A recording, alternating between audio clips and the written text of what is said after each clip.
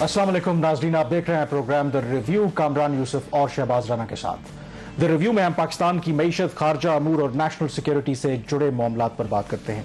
आजकल पाकिस्तान में ज़ाहिर है कि एक ही मौजू ज़ेर बहस है और वो है जो पाकिस्तान की इस वक्त मुआशी सूरत हाल है। और अगर आप देखें तो गुज़श्ता 8 दिनों में मौजूदा गवर्नमेंट ने पेट्रोल की कीमत में 60 रुपए फी लीटर इजाफा किया है और दूसरी तरफ बिजली की कीमतों में भी इजाफा किया गया, तकरीबन 8 रुपए फी यूनिट बिजली की कीमत में भी इजाफा किया गया। और यहां तक बात नहीं रुकेगी, शायद मजीद सख्त फैसले भी करना पड़ेंगे क्योंकि हुकूमत के मुताबिक अभी भी पेट्रोल के ऊपर 9 रुपए सब्सिडी दी जा रही है, जबकि डीजल के ऊपर 23 रुपए सब्सिडी दी जा रही है। और हो ये क्यों रहा है? क्योंकि खदशा यह है कि अगर ये इक़दामात ना लिए गए और पाकिस्तान का जो IMF का प्रोग्राम है वो बहाल ना हुआ तो खुदा ना खास्ता पाकिस्तान दिवालिया भी हो सकता है। हिस्टोरिकली कभी ऐसा हुआ नहीं है, लेकिन शायद कहा जा रहा है कि इस वक्त जो खतरात हैं वो जेन्युइन है। तो शहबाज, आपके ख्याल में ज़ाहिर है कि एक तो इस फैसले को डिफेंड करना बिल्कुल नामुमकिन है क्योंकि आम आदमी तो इस तरह की जो इकोनॉमिक विजडम है, लॉजिक है, वो तो बिल्कुल नहीं मानता। उनकी मैथ्स बड़ी सिंपल है कि उनको आज से 8 दिन पहले 60 रुपए फी लीटर सस्ता पेट्रोल मिल रहा था, आज वो महंगा हो गया है। लेकिन आपको लगता है कि ये फैसला जो है इनएविटेबल था, इससे बचा नहीं जा सकता? ये फैसला बिल्कुल इनएविटेबल था और देखिए आवाम की नज़र में तो शायद आप इसको डिफेंड ना कर सकें। पाकिस्तान की जो इकनॉमी की जो सूरत हाल है उसके अंदर ये बिल्कुल डिफेंडेबल है। फ़र्क सिर्फ ये है कि अगर हुकूमत की टीम अच्छी हो, इकनॉमिक टीम अच्छी हो, उसकी इन्फॉर्मेशन की टीम अच्छी हो, तो वो तमाम जो हक़ाइक़ हैं वो आवाम के सामने लेके सिर्फ अखबारात में इश्तहारात दे के उनका जो हुकूमत का काम है वो ख़त्म नहीं हो जाता है, बात इससे आगे बढ़कर है। और ये सिलसिला जो इस वक्त पाकिस्तान की इकॉनमी को जिस तबाहकारियों का जो शिकार हो रही है ये अभी से शुरू नहीं हुआ। मतलब जब वज़ीर ख़जाना शौकत तरीन साहब थे, जब ये वज़ीर ख़जाना बने और इससे पहले उनके जो इंटरव्यूज़ थे उस वक्त उन्होंने गालबन समा टीवी को दिया, फिर उन्होंने जियो को दिया, तो उसमें वो बड़ी एक खुल के लाइन ले रहे थे कि जी इन्होंने इकॉनमी को तबाह कर दिया, मुल्क को इन्होंने IMF के पास गिरवी रख दिया, मैं जब आऊँगा तो 6% मैं ग्रोथ पे लेके जाऊँगा। जो हफीज शेख को वो तनकीद का निशाना बना उन्होंने। अब उसमें सवाल ये था कि पाकिस्तान की इकॉनमी के जो फंडामेंटल उसके स्ट्रक्चरल प्रॉब्लम्स थे वो पिछले कई दहाइयों से एड्रेस नहीं हुए। खासतौर पर ये जो प्रॉब्लम्स 2005 बल्कि 2002 ऑनवर्ड्स आना शुरू हुए, तो उस बेस के ऊपर जहां पे आपकी इकॉनमी अगर कोई 4% से ऊपर ग्रो करे तो आपके एक्सटर्नल सेक्टर का क्राइसिस हिट करता है। उसकी परवाह किए बगैर रजा बाकिर साहब ने उन्होंने मॉनेटरी एक्सपेंशन की, कोरोना वायरस का जब फैला हुआ उसके बाद, और शौकत तरीन साहब ने फिस्कल एक्सपेंशन की, और as a result of that हम आज उस जगह पे खड़े हैं जहां पे आज पाकिस्तान के गैर मुल्की ज़र मुबादला के ज़खायर हैं 9.7 अरब डॉलर। खान साहब ने आज फिर उन्होंने एक जलसे से खिताब किया और उन्होंने फरमाया कि PMLN की जो हुकूमत है उन्होंने 2 माह में पाकिस्तान की इकॉनमी को तबाह कर दिया। तो मैं जब वो स्पीच उनकी सुन रहा था तो मैं थोड़ा सा परेशान हुआ कि ये खान साहब क्या बात कर रहे हैं। आपको याद है कि हम पिछले साल अगस्त से यहाँ इसी प्लेटफॉर्म से बैठ के बात कर रहे हैं कि रजा बाकिर साहब ने हमें जब 13 अगस्त को बुला के ये खुशखबरी दी कि पाकिस्तान के जो गैर मुल्की ज़र मुबादला के ज़खायर हैं वो तारीखी तौर पर ऊपर जा रहे हैं, वो 20 अरब डॉलर को हिट करेंगे और करंट अकाउंट खसारा जो अब आगे आने वाला है वो अच्छा है। तो हमने तभी से कह दिया था कि तबाही की तरफ जा रहे हैं। ये जो स्टेटमेंट्स अगर प्राइम मिनिस्टर साहब जो उस वक्त के थे इमरान खान साहब उन स्टेटमेंट्स का नोटिस ले लेते तो आज शायद वो इक़्तिदार में भी होते, शायद आज पाकिस्तान की इकॉनमी से बेहतर होती, और शायद जो आज फैसले हुए हैं जिसमें ये आपने बिल्कुल ठीक कहा है कि एक हफ्ते के दौरान 40% से लेके तकरीबन 52% तक आपकी पेट्रोलियम मसनूआत की कीमतों में इजाफा हुआ। और जो नेपरा ने कल फैसला दिया अपने बिजली की कीमतों का 16 रुपये कुछ पैसे से बढ़ा के वो 24 रुपये 82 पैसे फी यूनिट ले गए हैं। ये सिर्फ आपका इंक्रीज वो है जो एनुअल बेस टैरिफ में है। उसके अलावा जो खान साहब ने एक सब्सिडी दी थी 5 रुपये फी यूनिट, अगर वो भी विड्रॉ हो जाती है, जो कि होगी क्योंकि जो नेपरा की वर्किंग है वो तकरीबन 17 रुपये फी यूनिट के ऊपर है, तो वो अगर 5 रुपये माइनस करते हैं तो तकरीबन 11 रुपये 92 पैसे बनते हैं।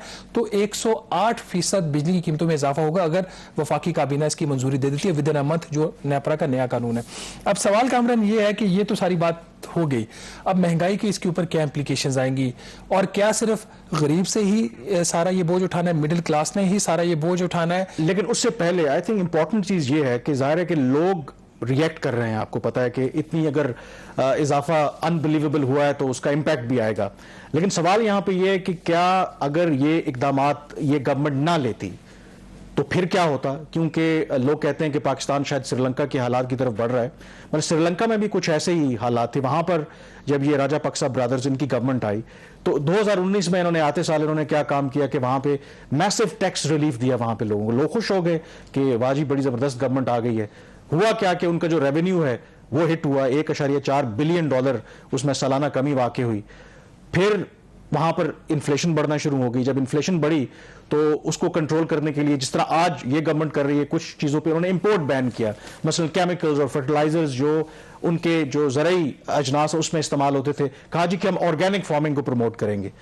उसका नतीजा क्या निकला कि उसके लिए वो प्रिपेयर्ड नहीं थे। आपकी जो लोकल प्रोडक्शन थी, जो भी ज़रई अजनास हैं, वो कम पड़ गई और मजीद प्रेशर आया। आपके पास फॉरेन रिजर्व्स नहीं थे, आपने चीज़ों को इंपोर्ट जब करना था तो मजीद मामलात खराब हुए। और नतीजा क्या निकला कि आज हमारे पास, अगर फर्ज करें, मतलब मुझे तो यही लगता है कि आज ये फैसले ना करते तो शायद श्रीलंका में आज इशू ये नहीं है कि तेल महंगा है या सस्ता है या खाने पीने की चीजें सस्ती हैं या महंगी हैं, वो चीजें हैं ही नहीं, क्योंकि आपके पास डॉलर नहीं है, आप चीजें इंपोर्ट नहीं कर पा रहे। तो आपके ख्याल में अगर ये फैसले ना होते तो शायद आने वाले महीनों में पाकिस्तान में ऐसी सिचुएशन हो सकती है? इसमें सवाल ये है कि क्या हमारे पास तेल इंपोर्ट करने के लिए पैसे ही ना होते। इसमें सवाल ये है कि क्या ये जो फैसले आज हुए हैं या 26 मई ऑनवर्ड्स होना शुरू हुए हैं, क्या ये फैसले जो हैं ये 15 अप्रैल से हो जाना शुरू नहीं होने चाहिए थे? सवाल असल ये है। ये सारे फैसले होने थे और हम खुद ये बात कह रहे थे कि आप इसमें ताखीर कर रहे हो, जितनी आप लोग ताखीर कर रहे हो उतनी ही आपको कीमत इसकी ज्यादा चुकानी पड़ेगी। 20 रुपए फी लीटर सब्सिडी थी पेट्रोल के ऊपर। जब मिफ्ता इस्माइल साहब गए थे वाशिंगटन, उनके बोर्ड के डायरेक्टर से भी वहां पे मिले थे, तो वहां पे ये एश्योरिटी दे आए थे कि मैं 1 मई से ये चीजें जो सब्सिडी जो पेट्रोल की है वो एक गो में वापस ले लेंगे और डीजल की वो 2 फेजेज में वापस ले लेंगे। डीजल की सब्सिडी मेरे ख्याल से 45 या 46 रुपए थी। अब इन्होंने चूंकि इसमें 2 माह की ताखीर कर दी तकरीबन, और उसकी वजह से इनके ऊपर जो दबाव था वो ज्यादा बढ़ा। और जो फैसले अब आ रहे हैं, अब लग रहा है कि जैसे PMLN इसको वो उसकी वजह से ही हो रहा है, ऐसा नहीं है। ये तमाम फैसले होने थे। बल्कि जब 26 मई को मिफ्ता इस्माइल साहब ने वो प्राइसेस मंजूर करवाई प्राइम मिनिस्टर साहब से, पहला जो फेज आई थी 30 रुपए फी लीटर की, तो उन्होंने फरमाया कि जी मैं 2 घंटे में IMF का प्रोग्राम ले लूंगा। हकीकत ऐसी नहीं थी। आज भी जब हमने मजीद 30 रुपए फी लीटर बढ़ा दिए तो आज भी IMF के प्रोग्राम की श्योरिटी नहीं है। जो एस्टर पेरेज हैं IMF की यहाँ पे रेजिडेंट रेप, उनसे मेरी 2 दिन पहले बात हुई, 3 दिन पहले, और मैंने वो खबर भी की। तो एस्टर ने एक बड़ी बोल्ड स्टेटमेंट दी जो कि आम तौर पर जो IMF का रेजिडेंट रेप होता है वो नहीं देता है, और खास तौर पर जबकि आप प्रोग्राम के अंदर नेगोशिएशन आपकी किसी रिव्यू की चल रही हो। तो उन्होंने फरमाया कि पाकिस्तान को जो उसकी इकोनॉमी जो है वो रिपेयर करने के लिए, इकोनॉमिक स्टेबिलिटी को रिपेयर का लफ्ज उन्होंने इस्तेमाल किया, करने के लिए उसको ब्रॉड बेस्ड स्टेप्स लेने होंगे, जिसमें उन्होंने कहा फ्यूल प्राइसेस और एनर्जी प्राइसेस और बजट के ऊपर एग्रीमेंट। तो ये वो तमाम चीजें हमें करनी थी। इसमें ताखीर हो रही है। आज भी, कल जब मिफ्ता इस्माइल की प्रेस कॉन्फ्रेंस थी तो मैंने उनको यही कहा कि अभी भी आप थोड़ी सी गलती ये कर रहे हो कि आप इसको स्टैगर कर रहे हो, आप अभी पूरी बात नहीं कर रहे। अभी भी IMF के साथ पाकिस्तान का जो बजट है उसके ऊपर, अगले साल का, उसके ऊपर अभी इनकी अंडरस्टैंडिंग होना आप चाहते हैं जो रही गई इनकी इज्जत है वो भी जाए, कि जो 9 रुपए सब्सिडी दे रहे हैं, अभी कुछ बची है, 23 रुपए डीजल के ऊपर है, वो भी बढ़ा दें। फिर IMF तो ये भी कहता है कि वो जो पिछली गवर्नमेंट है, शौकत तरीन साहब 30 रुपए तक लेवी का भी अग्रीमेंट करके गए थे, 70% GST की भी बात करके गए थे। अगर वो सारे मिला लें फिर तो मुझे नहीं लगता कि खान साहब को कोई मार्च करने की जरूरत है, वैसे ही जो अवाम है इनको फारिग कर देगी। तो you have to maintain a delicate balance, मतलब मुझे लगता है। और दूसरा एक जो बात देखें ना कि IMF जितना ये टफ टाइम इनको दे रहा है, होना तो ये चाहिए था कि मैं इमरान खान साहब की बात को अगर ये मान लूं कि ये इंपोर्टेड गवर्नमेंट है, ये इंपोज की गई है फ्रॉम द US, के उनके इंटरेस्ट को प्रोटेक्ट करे, और हमें भी पता है कि IMF किसके कहने पे चलता है। तो ये थोड़ी ज्यादती नहीं है कि इंपोर्टेड गवर्नमेंट है, अमेरिका की अपनी गवर्नमेंट है, फिर भी इनके साथ नरम रवैया नहीं रख रहे हैं। प्राइसेस का क्राइसिस है, इसकी जो बुनियाद रखी थी मिफ्ता इस्माइल ने 2018 में जब वजीर खजाना थे तब रखी थी। उन्होंने पेट्रोलियम लेवी का जो उस वक्त रेट गालबन 10 रुपए फी लीटर था पेट्रोल के ऊपर, 12 रुपए फी लीटर था डीजल के ऊपर शायद, तो उसको बढ़ा के वो 30 रुपए फी लीटर ले गए थे। IMF आपको एक सिंपल बात कह रहा है कि आपके उस वक्त आपको पता है पेट्रोल कितना सस्ता था, इंटरनेशनल मार्केट में भी वो क्राइसिस नहीं वो अपनी तरफ से उनका उस वक्त गालबन प्लान ये था कि जो सेल्स टैक्स का जो मेजर हिस्सा वो तो सूबों को चला जाता है ना कलेक्शन का, तो petroleum levy, non tax revenue, ये तमाम का तमाम 100% वफाक में रहेगा, क्योंकि जो आपका NF IMFC अवार्ड है, उसके बाद वफाक के बड़े सीरियस प्रॉब्लम्स हैं अपनी फिस्कल जो उसके फ्रेमवर्क को मैनेज करने की। तो IMF ने तो आपसे एक सिंपल बात कही है कि आपके अपने अहदाफ हैं, आपके अपने कवानीन में रेट्स हैं, आप उसको इंप्लीमेंट कर दें। और जून 2021 में जब शौकत तरीन ने अपना बजट दिया, और मुझे याद पड़ता है मैंने या मेहताब हैदर साहब ने उनसे यह सवाल किया था कि ये जो आपने हदफ रख लिया पेट्रोलियम लेवी का, ये आप कैसे हासिल करेंगे? इतना बड़ा गालबन 610 अरब रुपए का उन्होंने हदफ रखा था। तो मैंने कहा आप कैसे करेंगे? उन्होंने कहा जी नहीं, वो ईरान से फिर सुलह हो रही है दुनिया की, उधर से वो कीमत कम हो जाएगी तो इसका बेनिफिट होगा। सारे इन्होंने हवाई किले बनाए, किसी के पास कोई प्लान नहीं था। नवंबर 2021 में जो शौकत तरीन ने प्रेस कॉन्फ्रेंस की IMF से, वहां से आने के बाद उन्होंने बड़े वाज़ेह अल्फाज में हमें बता दिया कि 4 रुपए फी लीटर पेट्रोलियम लेवी हर माह बढ़ेगी और 30 रुपए पे लेके चलिए 17% रिस्टोर करना है। वहां पे भी इन्होंने फिर सियासत की। लेकिन इस तमाम बहस के जितनी भी हम कर लें, जैसे आपने कहा कि वो नाज़रीन को ये बहस समझ नहीं आएगी। आज भी नाज़रीन जो सेंसिटिव प्राइस इंडेक्स के जो अदाद शुमार आज पाकिस्तान ब्यूरो ऑफ स्टैटिस्टिक्स ने जो रिपोर्ट की है, जो हफ्तावार महंगाई की शरह वो 20.4% हो गई है। और अभी आपको इसका जो इम्पैक्ट है फ्यूल प्राइसेस का, इसका आना है, इसका जो ट्रांसपोर्ट के अंदर इसकी जो प्राइसेस में ये रिफ्लेक्ट होगा, उसका इम्पैक्ट अपनी जगह पे आना है। सिर्फ अगर आप पेट्रोल की जो प्राइसेस आज की हैं, जो पिछला हफ्ता था उसकी आप देख लें तो उसका पिछले साल के इसी हफ्ते के मुकाबले में तकरीबन 65% ये इजाफी प्राइसेस हैं। अब इसकी वजह क्या रुपए की कदर में कमी है? ठीक है, बिल्कुल है। क्या इसकी वजह जो है वो ओवरऑल जो ग्लोबल जो प्राइसेस हैं आपकी वो ऊपर जा रही हैं? बिल्कुल है। लेकिन जो एक इकोनॉमिक मैनेजमेंट होती है वो भी किसी चीज़ का नाम है। गालबन वो जो चिड़िया है वो भी इनको समझ नहीं आ रही कि इस वो जो मैनेजमेंट को इन्होंने कैसे बेहतर करना है। इस सारे सूरत हाल में आज वज़ीर-ए-आज़म शहबाज शरीफ साहब ने ये फरमाया कि मैं तैयार हूँ अशराफिया के ऊपर बोझ डालने के लिए। लेकिन थोड़ी सी एक चीज़ हम आपको बता देते हैं ब्रेक में जाने से पहले, उसके बाद फिर अगले पार्ट में हम इस पर डिस्कशन करेंगे किस किस्म की मराहत ली जा रही हैं। एक वफाकी जो वजीर है उसके पास अनलिमिटेड फैसिलिटी है फ्यूल की। कुछ लोग ये कह रहे हैं जो उनके अकाउंट्स मैनेज करते हैं उनके स्टाफ के, शायद 60 लीटर पर डे है, जिसका मतलब 1800 लीटर माहाना एक वजीर जो है वो एक गाड़ी का फ्यूल जो उसको इंटाइटलमेंट है उसकी एक है वो ले सकता है, जिसका मतलब ये कुछ तकरीबन 3,78,000 रुपए। चलिए अगर आप ये लिमिट हटा भी दें 60 जो लीटर की है योमिया की, तो उसके बाद भी अनलिमिटेड फैसिलिटी है। क्या इसके ऊपर आप कट नहीं लगना चाहिए? बिजली और गैस का जो बिल है वो वफाकी वजीर खुद देते हैं, उनकी सैलरी है नॉमिनल है, क्या उसके ऊपर कट नहीं लगना चाहिए? क्योंकि जितने भी ये लोग हैं इनको तनख्वाह की जरूरत नहीं है, ये कानून साजी के लिए आते हैं और इनका मकसद यहाँ पे नौकरी करना नहीं है। उसके साथ 1,03,000 रुपया माहाना जो है ये अपना हाउस रेंट लेते हैं। अगर इनको सरकारी घर मिल जाए ठीक, नहीं मिले तो ये अवेल करते हैं। टेलीफोन बिल की फैसिलिटी है, इंटरनेशनल ट्रैवल की फैसिलिटी है, ये वो तमाम फैसिलिटीज़ हैं।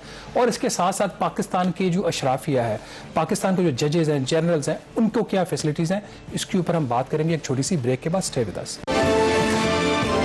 ब्रेक के बाद एक दफा फिर आपको खुशामदीद कहते हैं। जो पेट्रोल की कीमतों में और जो बिजली की कीमतों में जिस तरीके से इजाफा हुआ उसका यकीनी तौर पर बोझ जो है वो हर तबके पे पड़ेगा। अब जाहिर है कि पाकिस्तान के अंदर अब ये डिबेट भी चल रही है कि जो सक्सेसिव जो गवर्नमेंट्स हैं उनका फेलियर रहा है, जो स्ट्रक्चरल रिफॉर्म्स हमने की नहीं है और उसकी जो सजा है वो सिर्फ आम आदमी क्यों भुगते। हर कुछ अरसे के बाद कभी रिफॉर्म्स के नाम पे, कभी IMF के प्रोग्राम के नाम पर जब इस तरह के हम एक्सट्रीम मेजर्स लेते हैं तो आम आदमी बेचारा उसको बर्दाश्त करना पड़ता है ये सारा नुकसान। तो अब ये डिबेट हो रही है कि वाकई अगर इस मुल्क में एक इकोनॉमिक इमरजेंसी है, हम दिवालिया होने के करीब हैं, तो ये टाइम है कि फिर जो जितने अशराफी हैं, ब्रेक से पहले शहबाज जिक्र कर रहे थे कि वो भी फिर बर्डन शेयर करें। हमारे यहाँ कई ऐसे सेक्टर्स हैं जहां पर वो बिजनेस कम्युनिटी है, जो इलीट है, जिनको टैक्स एग्जेम्पशंस दी जाती हैं, बाकी जो अफसरान है, जो हमारा जो तर्ज हुक्मरानी है वो इतना शाहाना है, अब उसको भी कर्टेल करना पड़ेगा। और अगर नहीं करेंगे तो मेरे ख्याल में एक बहुत गलत मैसेज जाएगा। और एक जो प्रेशर मुझे लगता है जो फील किया है आज वज़ीर-ए-आज़म शहबाज शरीफ ने क्वेटा में, ये जरूर कहा है कि वहां पर कल उन्होंने एक मीटिंग बुलाई है जिसमें वो ये कह रहे हैं कि वो रिव्यू करेंगे कि अगर इस मुश्किल सूरत हाल से निकलना है तो बर्डन शेयर करना पड़ेगा। और वो कह रहे हैं कि आगाज मैं अपने आप से करूंगा, वज़ीर-ए-आज़म से होगा, वो वुज़रा तक जाएगा, वो फेडरल सेक्रेटरी तक जाएगा, वो तमाम सियासतदानों तक जाएगा। मुझे लगता है कि ये जो स्टेप है ये रिएक्शन है इन जो लोगों का एक रद्द अमल आया है। होना तो ये चाहिए था कि ये पेट्रोल की कीमतें अनाउंस करने से पहले ये तमाम चीजें इनको करनी चाहिए थी कि इस वक्त मुल्क के ये हालात हैं और हम ये बर्डन शेयर करने जा रहे हैं। इसका ये मतलब है जो मुझे लगता है कि इस गवर्नमेंट ने भी कोई होमवर्क नहीं किया हुआ। ये तो पहले दिन से क्लियर है कि इन्होंने होमवर्क नहीं किया हुआ। जो PMLN का एक हॉल मार्क रहा है कि इनका जो क्लेम है कि जी हम एक बहुत एक्सपीरियंस टीम है, हम तजर्बा कर लोगे, मुल्क को बड़े अच्छे तरीके से चलाएंगे। अभी तक वो स्ट्रगल कर रहे हैं अपने आप को प्रूव करने के लिए। देखिए, कल की मीटिंग करनी तो वज़ीर-ए-आज़म साहब ने है और उनको वज़रा ने ब्रीफिंग देनी है, सेक्रेटरीज ने, एजेंडा हम सेट कर देते हैं। अगर वो ये तमाम काम कर लें तो ठीक है, वेल एंड गुड। फिर हम उनके साथ खड़े हैं, हम उनको दुनिया को भी बता रहे हैं कि जी, और ये चाहे गवर्नमेंट जो भी हो, हमने बताना होता है कि जो इकोनॉमी उसकी सूरत हाल क्या है, आपकी लिमिटेशंस क्या है और अपॉर्चुनिटीज। और जब आप एक चाय की प्याली भी उधार के पैसों से पीते हैं तो फिर आपको खुद सोचना चाहिए कि आपको क्या करना है। देखिए, ब्यूरोक्रेसी का बहुत बड़ा रोल रहा है पाकिस्तान में। 2011 में कार मोनेटाइजेशन पॉलिसी आई थी और उसमें यह फैसला हुआ था कि ब्यूरोक्रेसी की जो ब्यूरोक्रेट्स हैं उनकी गाड़ियां, जो उस वक्त पूल की गाड़ियां थी, वो उन्होंने ऑक्शन कर दी थी। ग्रेड 20, 21 और 22 के लिए उन्हें मंथली उन्होंने कार मोनेटाइजेशन एक अलाउंस कोई गालबन 67,000 या 65,000 से लेकर 97,000 पर मंथ, जिसमें 10,000 रुपया ड्राइवर की तनख्वाह भी शामिल थी, वो उन्होंने दे दिया था कि ये आपकी फैसिलिटी है। अच्छा, एक तो ये कि वो कार मोनेटाइजेशन हो गई, उसके साथ साथ आज भी गाड़ियां खरीदी भी जा रही हैं और इस्तेमाल में भी आ रही हैं, और बहुत सारे ऐसे सेक्रेटरीज हैं जिनके घर में एक से ज़्यादा गाड़ियां हैं। दूसरी चीज़ ये, आप और मैं जब हम तनख्वाह लेते तो हमारी जो ग्रॉस इनकम होती है, जिसमें हमारे बच्चों की फ़ी भी हम पे करते हैं, घर का बिजली का बिल भी पे करते हैं, गाड़ी को भी मेंटेन करते हैं, हेल्थ का भी हम मेंटेन करते हैं, हम ग्रॉस सैलरी के ऊपर एक जो भी रेट हमारी टैक्स ब्रैकेट होती है उसके ऊपर हम पे करते हैं। हमारे जो सेक्रेटरीज हैं, जॉइंट सेक्रेटरीज, एडिशनल सेक्रेटरीज, उनको ये एक फैसिलिटी कानून के तहत उस वक्त दी गई, क्योंकि खुद ही उन्होंने सब कुछ करना होता है कि वो जो भी उनको ये तकरीबन 1 लाख रुपया बनता है उनका माहाना, उसका वो सिर्फ 5% टैक्स देंगे एज ए सेपरेट ब्रैकेट। अगर एक सेक्रेटरी की तनख्वाह 3 लाख रुपए है, मैं मिसाल दे रहा हूं, उसके ऊपर आप 1 लाख रुपए और ऐड कर दो, 4 लाख हो गया, तो उसकी टैक्स ब्रैकेट चेंज हो जाती है, क्योंकि फैसले उन्होंने खुद करने होते हैं। तो वो उन्होंने उसको एक सेपरेट पूल बना दिया। तो वज़ीर-ए-आज़म शहबाज शरीफ साहब कल ये 5% का रेट खत्म करें और ये जो या तो उसको स्टैंडर्ड रेट पे लेके जाए अगर उनकी ब्रैकेट चेंज हो रही है, या फिर उसको मेन सैलरी का पार्ट बनाए। ये पहली कुर्बानी वहां से आएगी। बाकी जो सियासी लोगों से उन्होंने क्या करवाना है, काबीना से, वज़रा से, गवर्नर से, वो बेहतर जानते हैं। अब तौहीन अदालत बेशक ना हो, आपको पता है कि हमारे जो सुप्रीम कोर्ट है वो अदरवाइज बड़ी एक्टिव रहती है, जो भी मफाद आमा के मामलात हैं उस पर अज़ खुद नोटिस के बाद देखते हैं। फिर आपको खुशामदीद कहते हैं। हमें स्टूडियोज में ज्वाइन किया है फवाद हसन फवाद साहब ने, किसी के तारफ के मोहताज नहीं है, सेक्रेटरी रहे हैं प्राइम मिनिस्टर के जब नवाज शरीफ साहब थे, और जाहिर है कि इन्होंने जेल भी काटी है। आपको पता है कि जब इस पोजीशन में आप हों तो सम टाइम आपको पॉलिटिकली विक्टिमाइज भी किया जाता है कि पाकिस्तान ऐसा ही मुल्क है। तो बहुत शुक्रिया फवाद साहब प्रोग्राम में ज्वाइन करने के लिए। ब्रेक से पहले भी इस वक्त जो पाकिस्तान में एक जो इकोनॉमिक क्राइसिस की सी सिचुएशन है, एक तो सबसे पहले आप ये बताएं, क्योंकि आपने मुख्तलिफ अदवार में मुख्तलिफ गवर्नमेंट्स के साथ सर्व किया है, डू यू थिंक कि इससे पहले इतने सवेयर इकोनॉमिक क्राइसिस रहे हैं जहां हम ऑन द वर्ज ऑफ बिल्कुल डिफॉल्ट पे हों? नहीं, मेरा नहीं ख्याल। शुक्रिया सबसे पहले तो कामरान और शहबाज मुझे बुलाने का। मेरे ख्याल है इस बारे में तो कोई किसी को शक व शुबा नहीं है कि इस मरतबा जो क्राइसिस पाकिस्तान इकोनॉमिक फ्रंट पे फेस कर रहा है वो एग्जिस्टेंशियल क्राइसिस है। क्राइसिस तो रहे हैं पाकिस्तान में क्योंकि हम हमेशा से अपनी चादर से ज़्यादा बाहर पांव फैला के ज़िंदा रहे हैं। तो जब आप चादर से बाहर पांव फैला के ज़िंदा रहते हैं तो फिर मुश्किलात तो आती हैं, लेकिन हमारी जो ओवरऑल लाइबिलिटीज़ होती थी वो जिसको कहते हैं कि ऐसी लिमिट्स में रहती थी जिन लिमिट्स में हम थोड़े से दोस्त मुल्कों की मदद से, कुछ हमारे खित्ते के हालात ऐसे रहते थे कि कोई एक्सटर्नल रेवेन्यूज़ का कोई ना कोई सोर्स पिछले 40 साल में हमें मिलता रहा, 79 से ऑनवर्ड्स खास तौर पे, तो उसमें फिर जो हमारी कमियां और कोताहियां थी उन पे पर्दा पड़ जाता था। अब सूरत हाल ये है कि हमारे वो एक्सटर्नल रेवेन्यू की सोर्सेज जो हैं वो नहीं है। इस बात को मेरे ख्याल है सबसे पहले सबको गौर करना चाहिए कि बहुत एक लंबा अरसा प्रेसिडेंट मुशर्रफ के दौर में भी पेट्रोल की प्राइसेस बिल्कुल नहीं बढ़ाई गई। इसलिए नहीं बढ़ाई गई कि there was a continuous flow of money, dollars coming in, तो it was easy to do that. दूसरा यह है कि जी इसके बाद भी जब भी गवर्नमेंट्स आई तो गवर्नमेंट्स ने किसी स्टेज पे भी, और मैं ये बगैर किसी तफरीक के बात करूं, तमाम हुकूमतों की बात करूं, किसी भी स्टेज पे गवर्नमेंट ने जो ब्रॉड स्ट्रक्चरल रिफॉर्म चाहिए थी उसके लिए पॉलिटिकल विल शो नहीं की।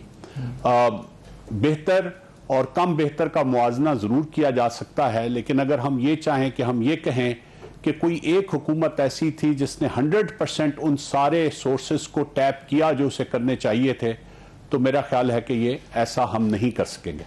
सो ये हमारा एक इशू तो है, और मेरा ख्याल है कि जो सबसे बड़ी जस्टिफिकेशन आज इस पेट्रोल प्राइस की इंक्रीज की है, जिस तरह शहबाज ने प्रोग्राम के शुरू में कहा कि मुश्किल तो है एक आम आदमी को समझाना कि जी मुल्क डिफॉल्ट कर जाएगा तो आपका क्या बनेगा, लेकिन जिन्होंने फैसला करना है उनको बहरहाल ये समझ है कि अगर ये पेट्रोल की प्राइस इस वक्त इंक्रीज न की जाती और इसके अलावा भी जो बाकी अभी आपने और फैसले करने, मैं ये समझता हूँ शायद मेरी बात हैरानगी से सुनी जाए, मेरे ख्याल में ये मुश्किल फैसलों में सबसे आसान फैसला था जो आपने कल किया है। जो असल मुश्किल फैसले हैं जो हुकूमत के लिए और डिसीजन मेकर्स के लिए मुश्किल होंगे वो इसके बाद अभी आगे आ रहे हैं। मैं बिल्कुल ब्रीफली फवाद साहब, ये आपने बड़ी अहम बात की है, आप थोड़ी सी इस पर रोशनी डालेंगे, आप किन मुश्किल फैसलों की बात कर रहे हैं, क्योंकि अभी जो 60 रुपए फी लीटर जो पेट्रोल प्राइसेस हैं यही आवाम से हजम नहीं हो रही है, आप किस तरफ इशारा कर रहे हैं? देखिए मेरे ख्याल में अवाम एक ऐसी हमारे मुल्क में चीज है जिसकी ना तो कोई आवाज है, ना कोई प्रेशर ग्रुप है, ना उनको सरकार रिप्रेजेंट करती है, ना with a lot of respect सियासी जमातें उनको रिप्रेजेंट करती हैं। लिप सर्विस बहुत होती है तमाम सियासी जमातों की तरफ से, लेकिन अगर फैसला साजी को आप देखें तो वहां पे अवाम के इंटरेस्ट का अमल दखल कम नजर आता है। इसी तरह जितनी एनजीओज हैं, कहने को हमारा एक बड़ा वाइब्रेंट और बड़ा ही अच्छा एनजीओ और सोशल सेक्टर है, लेकिन उनके फोकस तमाम उन एरियाज पे होते हैं जो हमारे डोनर्स के इंटरेस्ट के हैं। आज तक आपने कभी ये नहीं देखा होगा कि कोई ऐसी सोशल सेक्टर ऑर्गेनाइजेशन हो जो एक आम कंज्यूमर के फायदे के लिए कोई चीज कोई आवाज उठा के निकले कि जी ये क्या हो रहा है। सो मेरे ख्याल में जो असल मुश्किल फैसले हैं वो ये हैं कि इस हुकूमत को अब ये फैसला तो आपने कर लिया और शायद अभी आपको पेट्रोल की प्राइस, मैं कम से कम जाती तौर पे इस फेवर में हूं कि फुल कॉस्ट रिकवरी पे जाना चाहिए। अगली भी जो 8 रुपए और जो डीजल की प्राइस में अभी तकरीबन 31 रुपए की कमी है उसको पूरा पास ऑन करना चाहिए, लेकिन उसके साथ साथ फिर उन्हें वो मुश्किल फैसले करने चाहिए जो जरूरी हैं। सबसे पहले मुश्किल फैसला जो बहुत ही मोहतात अंदाजा है कि जो टैक्स कलेक्ट होना चाहिए और जो होता है उसमें 50% का गैप है। बहुत से लोग कहते हैं 100% का भी है, but let us just go to the widely acknowledged and accepted gap which is about 50%. So आपका 7,200 अरब रुपए का आपका टैक्स की कलेक्शन का टारगेट है अगले बजट के लिए, अगर उसमें 50% का गैप है तो वी आर टॉकिंग अबाउट 3600। मैं कहता हूं 3600 ना करें, आप मान लेते हैं हम कि जी पहले साल में, ये एक ही साल में तो नहीं हो जाना, आप 2000 से 2200 अरब रुपए का टारगेट रख लें कि हमने उस अनटैक्स्ड एरिया को टैक्स करना है जो अभी तक हम टैक्स नेट में नहीं ला सके।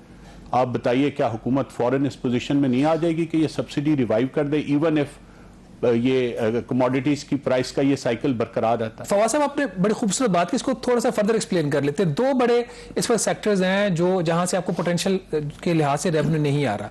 एक आपका होलसेल और ट्रेड सेक्टर है, तजारत, वहां से आपको बहुत कम आ रहा है, और दूसरा आपका है एग्रीकल्चर, ज़राअत पे ना सूबाई हुकूमतें जो हैं वो विलिंग है, क्योंकि सबसे बड़े स्टेक होल्डर्स बेनिफिशरीज वो हैं, और ट्रेडिंग जो कम्युनिटी है वो सबसे बड़ा वोट बैंक है जो पाकिस्तान मुस्लिम लीग नवाज है।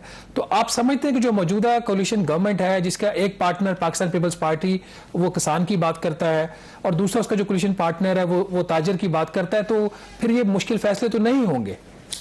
देखिए शहबाज, अगर तो बात वोट बैंकों को देखने की है तो फिर आप मुल्क को तबाह होने दें। चॉइस तो आपके पास बड़ी क्लियर है कि आपने अपने वोट बैंक को देखना है या आपने मुल्क को देखना है, और ये रियलाइजेशन मेरे ख्याल है सब लोगों को है। कम से कम मैं समझता हूं जिन लोगों से मेरी बातचीत होती है उन लोगों को तो ये रियलाइजेशन है कि ये इस वक्त मसला चॉइसेस का नहीं रह गया। चॉइसेस बहुत अरसा आपके पास थी जब आप इसको ग्रेजुअली कर सकते थे, आहिस्ता आहिस्ता कर सकते थे, आपने वो वक्त लूज कर दिया।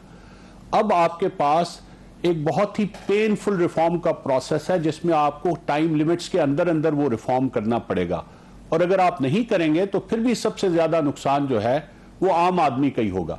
तो मेरे पास जो सबसे बड़ा पैगाम है आम आदमी के लिए वो ये है कि अगर ये पेट्रोल की कीमत ना बढ़ाई जाए तो उसका नतीजा जो है वो रुपए की कीमत में मजीद कमी का होगा। तो सबसे ज्यादा नुकसान फिर भी आपको वहां पे होना है। रुपए की कीमत में कमी का जो सबसे ज्यादा इफेक्ट है वो किसी अमीर आदमी को नहीं होना या किसी ऐसे आदमी को नहीं जो वेल प्रोवाइडेड है उसको नहीं होना, आपको ही होना। तो ये मैं सिर्फ एक चीज का जिक्र किया। जो अगली बात है वो ये है टैक्स मुराद का, आपने भी जिक्र किया था। अगेन जो बहुत मोहतात अंदाजा है, जो बिल्कुल केयरफुल फिगर, वो है जी 1700 अरब रुपए की आपकी टैक्स एग्जेम्पशंस हैं।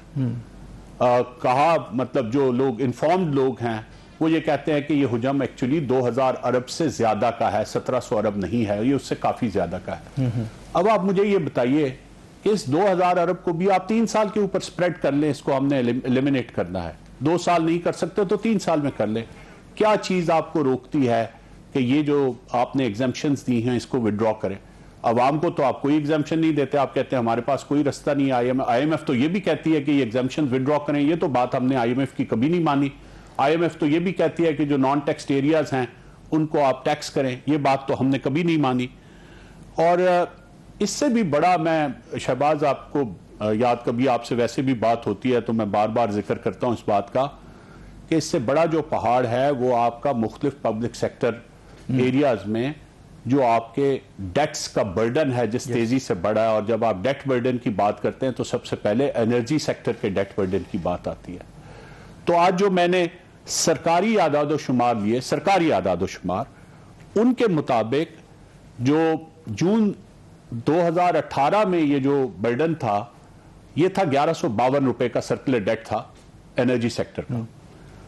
और मार्च 2022 में जब ये अभी हुकूमत नहीं आई थी तो ये 2467 अरब रुपए था। शहबाज, मुझे यकीन है आपके पास भी ये फिगर्स होंगे और ये कोई ये ऐसे फिगर्स नहीं हैं जिनको हम कोई मैनिपुलेट करें, ये एग्जिस्टिंग एक्सेप्टेड फिगर्स हैं। सो आप ये समझ लें कि 114% इजाफा 4.25 साल के दौरान इसमें हुआ। अब ये किस खाते में जाएगा? अब आज का जो वक्त है उसमें इस वक्त जो आपका गैस सेक्टर का टोटल है सर्कुलर डेट वो कि 1100 अरब रुपए का है, और जो आपका पावर सेक्टर का, और ये मैं मार्च तक की बात करूं, जब इसमें आप पिछले 2 महीने की जो आप सब्सिडीज दे रहे हैं इनको शामिल करेंगे तो ये बात कोई 3500-3600 अरब रुपए के ऊपर पहुंच जाएगी। इसमें आप जो चारों सूबों में और फेडरल गवर्नमेंट में फूड सेक्टर का जो आउटस्टैंडिंग डेट है सिर्फ सूबा पंजाब में 625 अरब रुपए है।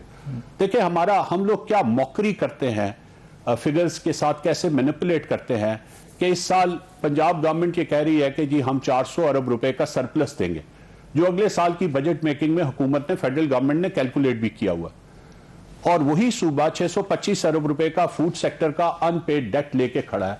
ये कहां पे है फिर 500? अगर आप 625 अरब रुपया आपने फूड सेक्टर का, बैंकों का और दूसरी ऑर्गेनाइजेशंस का पे करना है तो ये फिर 500 अरब रुपए का कौन सा आपके पास सरप्लस है जो? अच्छा फवाद साहब, यहाँ पे मैं आपको रोकूंगा। जाहिर है कि आपके जो आदादोशुमार बता रहे हैं ये एक आई ओपनर है, और ये वही वजूहात हैं कि अगर हमने इनमें इस्लाहात कर ली जाती तो शायद आज गवर्नमेंट के लिए 200-400 अरब रुपए पेट्रोल के ऊपर सब्सिडी देना कोई इशू ही ना होता अगर ये रिफॉर्म्स होती, लेकिन रिफॉर्म्स हुई नहीं है। ब्रेक पे जाएंगे और ब्रेक के बाद मजीद डिस्कशन अपनी जारी रखेंगे। क्या इनको कैप नहीं करना चाहिए? नंबर 1। दूसरा ये, और ये क्यों रखी गई, ये बड़ी सोच समझ के रखी गई। हमारी मेजॉरिटी ऑफ जो फेडरल गवर्नमेंट के टॉप ब्यूरोक्रेट्स हैं they belong to Lahore. So every weekend एक ट्रैवल होता है लाहौर का, और जुमे की एक मीटिंग रख ली जाती है या सोमवार की एक मीटिंग रख ली जाती है, और फिर जब वापस आते हैं तो वो सरकारी गाड़ी भी इस्तेमाल होती है और वो दूसरी भी। अब मैं छोटी सी बात, नॉर्मली मैं तस्करा नहीं करता होता, लेकिन जब मैंने सेक्रेटरी टू प्राइम मिनिस्टर की हैसियत से ये वीकेंड मीटिंग्स पे पाबंदी लगाई कि जी जुमे को और सोमवार को, और मुझे यकीन है कि शहबाज को ये याद होगा, बाकायदा नोटिफाई करके पाबंदी लगाई कि जुमे और सोमवार को होम स्टेशन पे कोई मीटिंग नहीं रखेगा, चाहे वो कराची है या लाहौर है, तो एक अजाब उठ खड़ा हुआ। तो मेरा मतलब है कि ये चीजें कोई ऐसी नहीं है जो मालूम है। प्रॉब्लम ये है कि प्राइम मिनिस्टर साहब के सामने ये तजावीज उन्हीं लोगों ने लेके आनी है जिन्होंने ये एग्जाम्पशंस अपने आप को दे रखी हैं, तो उन्हें चाहिए कि थोड़ा सा कोई होमवर्क इस पे आउटसाइड द ऑफिस। आपसे कोई एडवाइस नहीं ली इस बारे में? मैं तो किसी एडवाइस ग्रुप में शामिल नहीं हूं अल्हम्दुलिल्लाह। फवाद साहब, आपका जो 2013 का क्राइसिस था उस वक्त जो PMLN को क्रेडिट दिया जाता है उसको खत्म करने का, और उसने किया भी, लेकिन एक जो पीछे से जो एक माइंड काम कर रहा था वो आपका था, बहुत लोगों को इस बात का पता भी है। अभी जो PMLN की हुकूमत दोबारा इक़्तिदार में आई है तो फिर जो बिजली की लोड शेडिंग है वो अब पहले 10 घंटे की बात हो रही थी, 12 से 14 घंटे यौमिया की बात हो रही है, और इसके साथ ही सर्कुलर डेट भी खड़ा है। ये अभी जो कल हुकूमत ने तकरीबन नेपरा ने कोई 7 रुपए 90 पैसे फी यूनिट बिजली की कीमत में इजाफा कर दी है, आप क्या समझते हैं ये जस्टिफाइबल है, ये ठीक हुआ है, या यहाँ पे थोड़ी सी सुस्ती दिखाई गई है और इससे बेहतर तरीके से इस मामले को हैंडल किया जा सकता था? जी बिल्कुल बेहतर तरीके से हैंडल किया जा सकता था, और मेरी रिकमेंडेशन ये होगी गवर्नमेंट के लिए कि इसको फौरी तौर पे रिव्यू कीजिए। एक तो शहबाज, आपको आम आदमी को तो शायद ये समझ ना आए, लेकिन हमारी बाज एजुकेटेड भी होती है व्यूअरशिप, तो ये बेस टैरिफ में इजाफा हो रहा है और बेस टैरिफ में 7 रुपये 85 या 99 पैसे का इजाफा बहुत ही खौफनाक इजाफा है। इसकी बुनियाद रखी गई फरवरी 2022 में, जब आपने फ्यूल प्राइस में 5 रुपए की आपने सब्सिडी दे दी।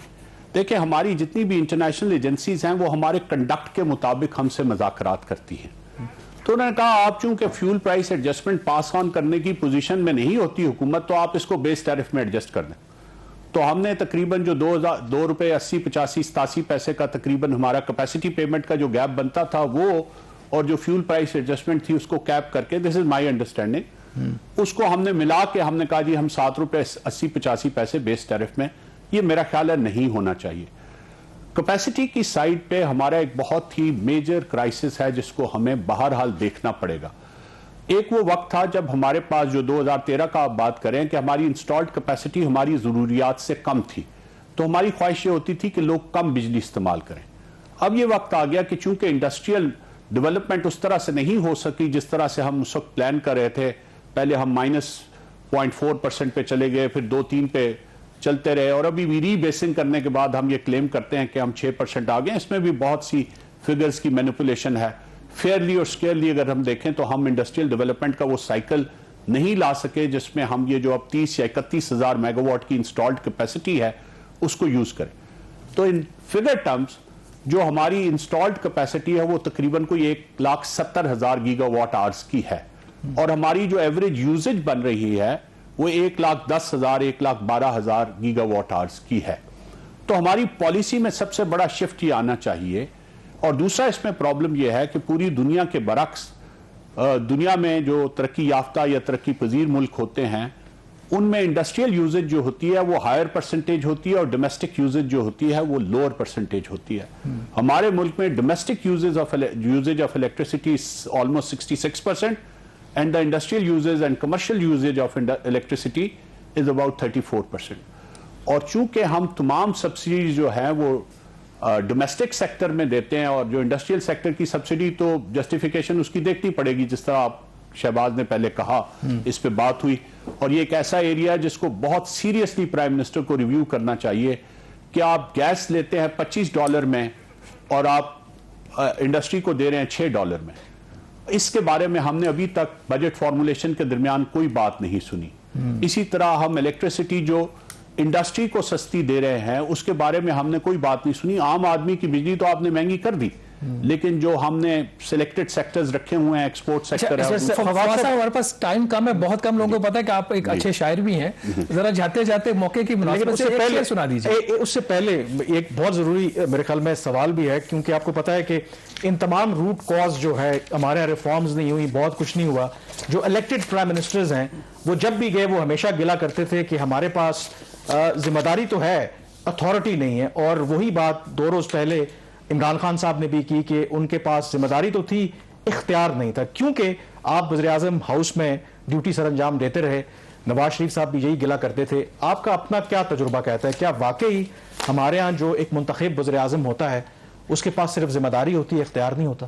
नहीं, मेरे ख्याल है देखें ये बहुत ब्रॉडर बात, और मैं इससे एग्री नहीं करता। पहले तो मैं बुनियादी बात, मैं ये समझता हूँ कि 2013 और 18 के दरमियान गवर्नमेंट को इकोनॉमिक फ्रंट के ऊपर पूरी लिबर्टी हासिल थी, और गवर्नमेंट ने अपना एजेंडा अच्छी तरह से इंप्लीमेंट भी किया। इसीलिए अगर आप 2013 से 18 तक का सफर देखें तो वो पाकिस्तानी तारीख के हिसाब से बहुत अच्छा सफर है। मैं बार बार कहता हूं कि वो हमारे पोटेंशियल के मुताबिक नहीं था, लेकिन हमारी पास्ट परफॉर्मेंसेज या उसके बाद की पोस्ट पास्ट परफॉर्मेंसेज के मुकाबले में बहुत अच्छा था। पोटेंशियल अगर हम अचीव करते तो शायद इससे बहुत ज्यादा हम परफॉर्म कर सकते थे। तो इकोनॉमिक साइड पे कोई ऐसी कंस्ट्रेंट नहीं होती। पॉलिसी साइड पे, स्ट्रेटेजिक साइड्स पे कंस्ट्रेंट्स जो हैं वो पूरी दुनिया में होती हैं। I can assure you that even America में जो स्ट्रेटेजिक साइड होती है उस पे बहुत से स्टेक होल्डर्स हैं जिनको आपको साथ लेके चलना पड़ता है। पाकिस्तान की पर्टिकुलर हिस्ट्री ऐसी है कि यहाँ पे शायद वो स्टेक होल्डर बर्डन ज्यादा है, लेकिन आहिस्ता आहिस्ता मेरा ये ख्याल है कि वो स्टेक होल्डर बर्डन कम होगा, प्रोवाइडेड के गवर्नमेंट में कैपेसिटी हो। मैं आखिरी बात करूंगा। मेरा एक कंसिडर्ड ओपिनियन ये है कि पॉलिटिकल गवर्नमेंट्स का और हमारी ब्यूरोक्रेसी का जो सबसे बड़ा मसला है वो है कैपेसिटी। और ये वो एरिया है जो मैं फ्लैग करना चाहूंगा प्राइम मिनिस्टर की तरफ कि जी प्राइम मिनिस्टर इसको देखें कि कौन से लोग हैं आपके पास, क्या वो ह्यूमन रिसोर्स अवेलेबल है जो इस सारे इतनी कॉम्प्लेक्स गवर्नमेंट को जो 2022 में दुनिया में चाहिए अब और जिस क्राइसिस में पाकिस्तान है चला सके, नहीं तो फिर उसका कोई इलाज करें। आखिर में शहबाज की फरमाइश पूरी कर दें, मौजूदा हालात के तनाजुर में अगर आपके पास कोई अच्छा शेर है तो। अच्छा, मैं क्या कह सकता हूँ, मतलब ये अनप्रिपेयर्ड। बहरहाल मैं जो यहां से देखूं तो चांद है, जो करीब जाऊं तो दश्त है। दो शेर ही सुनाता हूं आपको। जो यहां से देखूं तो चांद है, जो करीब जाऊं तो दश्त है, ये अजीब सी हैं हकीकतें तेरे शहरे हुस्नो जमाल की, और ये अमीरे शहर का हुक्म है, मैं कफस को रश्के चमन कहूं। ये अमीरे शहर का हुक्म है, मैं कफस को रश्के चमन कहूं। वही बूए गुल पे हैं कदगने, वही हसरतें परोबाल की। क्या खूब, आम आदमी के हवाले से। बहुत शुक्रिया फवाद साहब। इसी पॉइंट पर हम अपने प्रोग्राम का इख्तिताम करते हैं। कामरान यूसुफ और शहबाज राना को अब इजाजत दीजिए। अल्लाह हाफिज।